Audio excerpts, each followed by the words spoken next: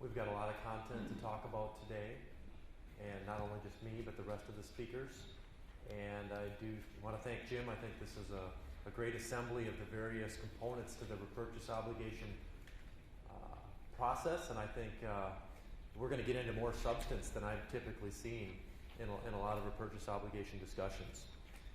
And on my topic alone, when you get into the nuts and bolts of how to perform a repurchase obligation forecast, I could talk obviously for a couple of hours on the topic, but what I've done here is try to condense this to give you what you need to know in a 20 to 25 minute time frame.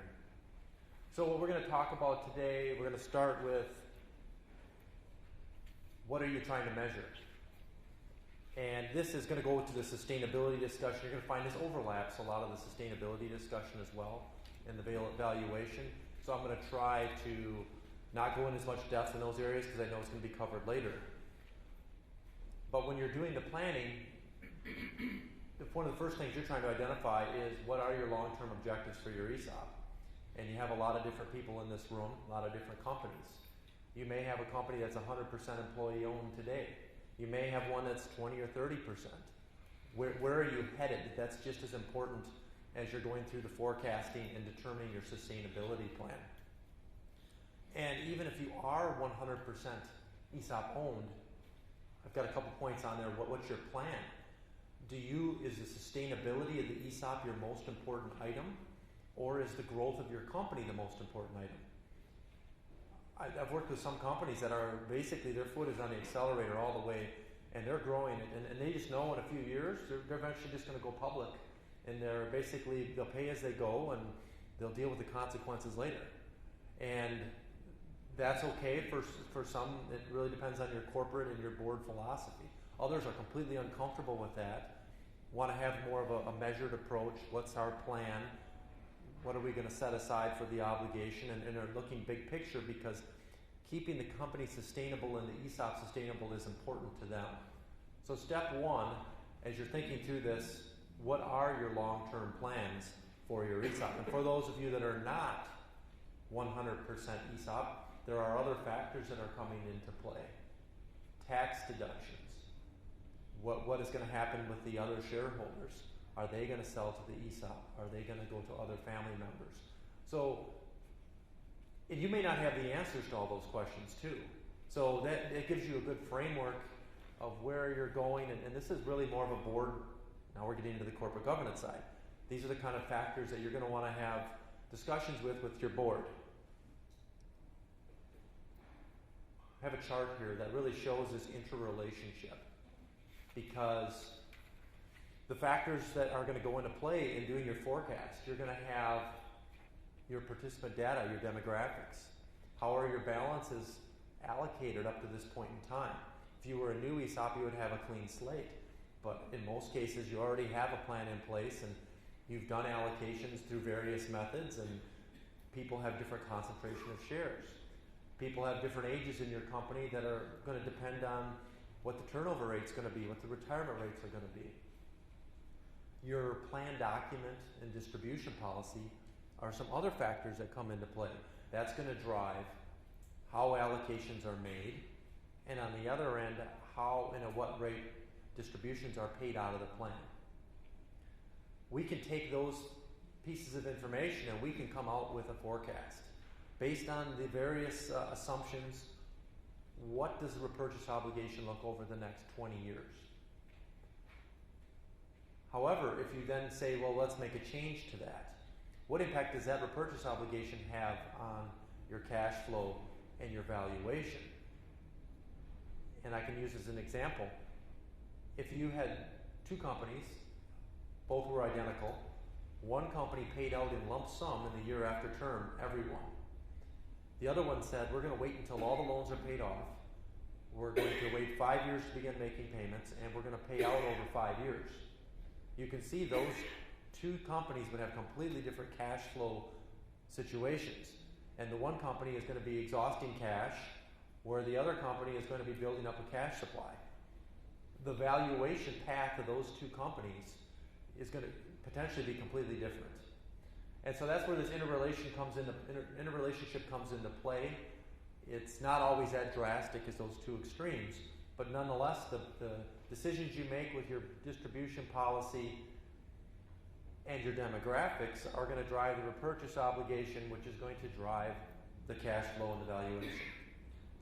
So again, these are crossing over into sustainability issues. Once you know the result, it's important to get started.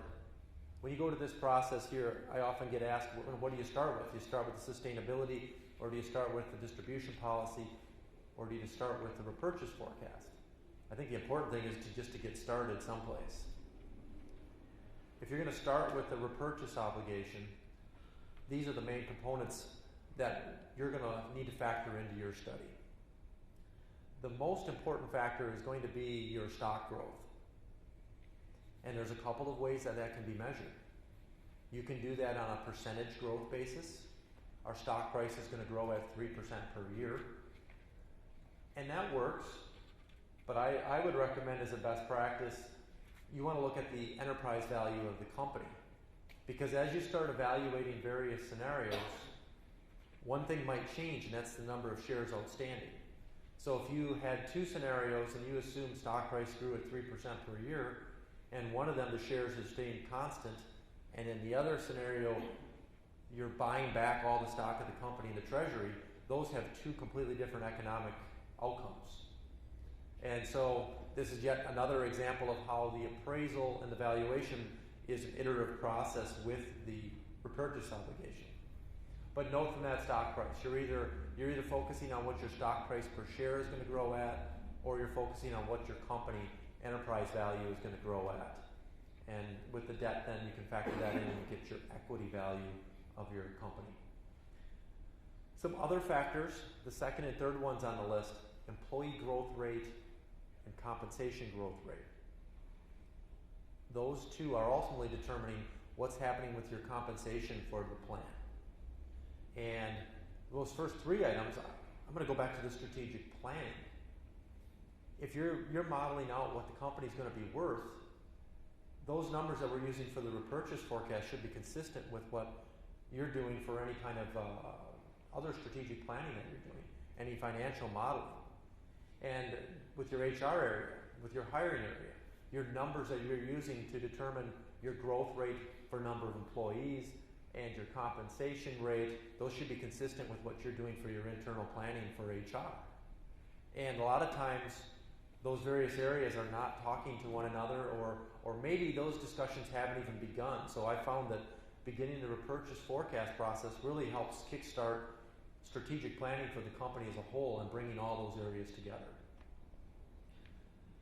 Turnover rates is another one I know is a best practice. We will start off with using, well, what happened in the previous years. And if you've got the right kind of forecasting, you can take a look at past results on the turnover. But I think it's important for you to bring up if that's not appropriate. And you would know if, well, last year was a high year of turnover, or last year no one left. It's not really indicative of the future. So turnover is very important because that's ultimately helping drive the rate at which people are leaving the company and being paid. We're going to get into a couple of these tricky ones on here. Retirement age.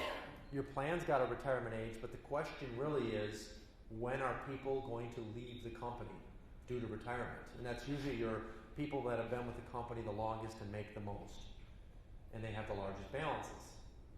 And in a lot of cases, you can't peg a time or a day when they're going to leave. It may be 5 years after.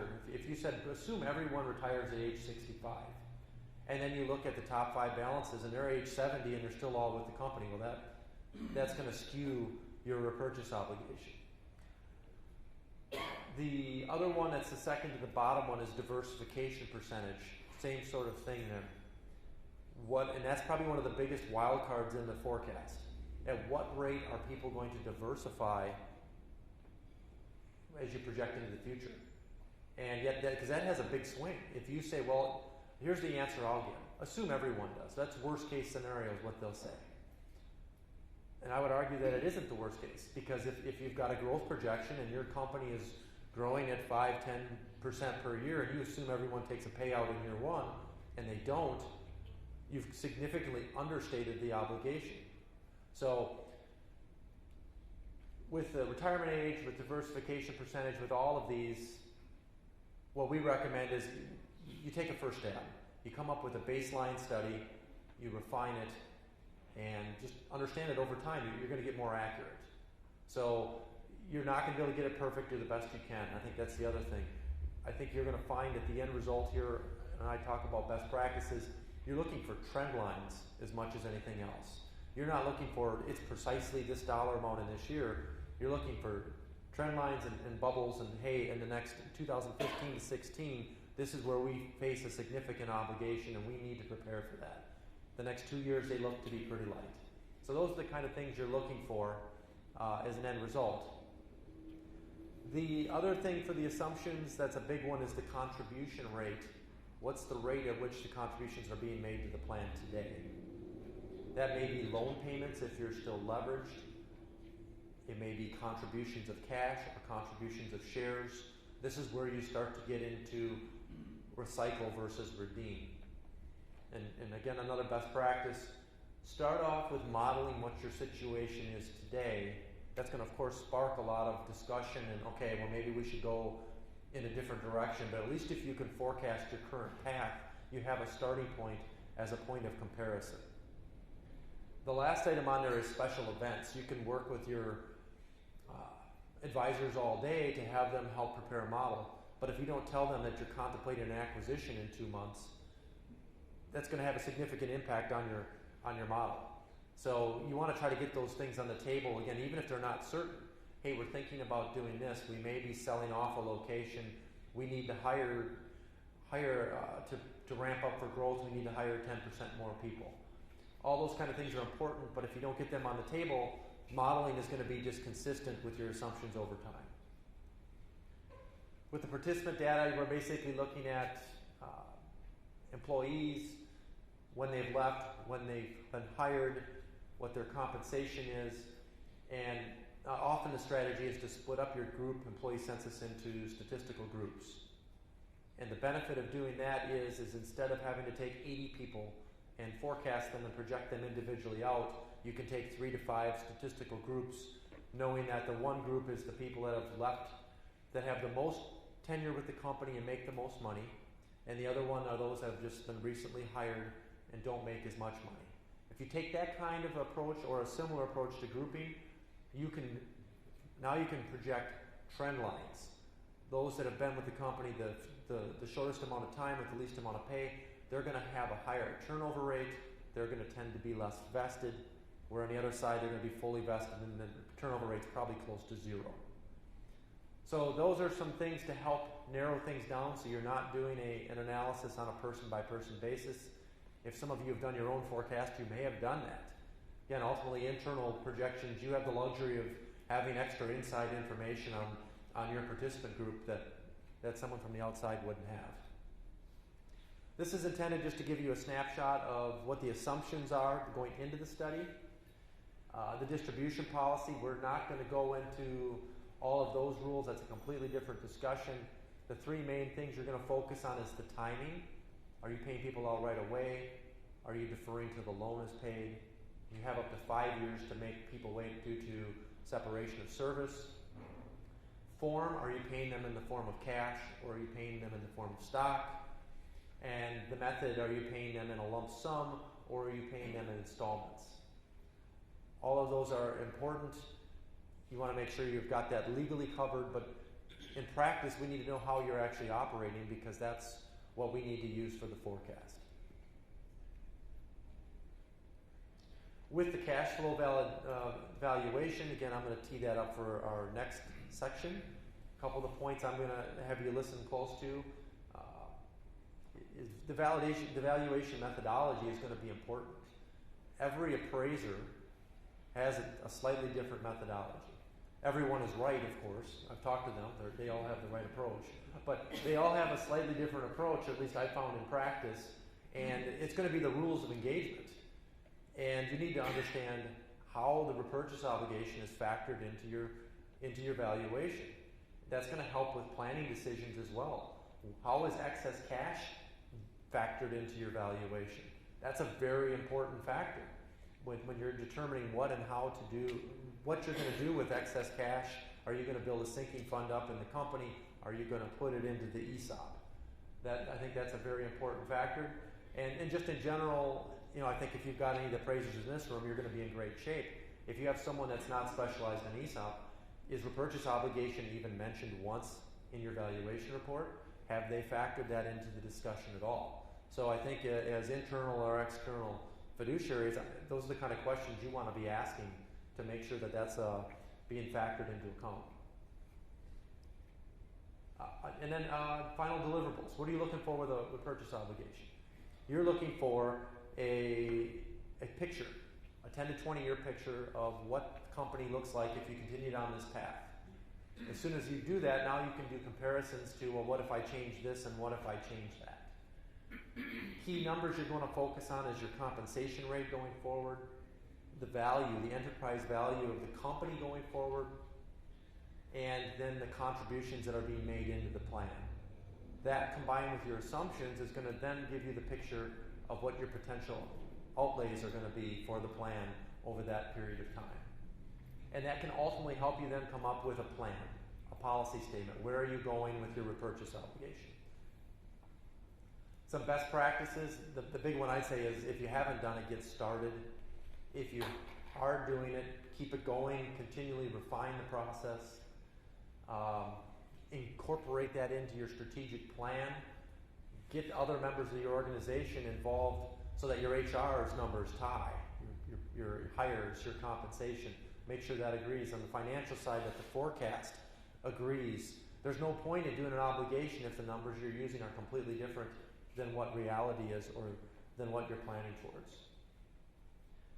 So, and then I think tap into your network of advisors that you have and use resources like this network here, this room here. You've got a wealth of experts in the area of repurchase obligation in various areas. Talk to them, get feedback from them as well, and just get started. So that's, I guess, the quick overview I wanted to present to performing a repurchase obligation forecast.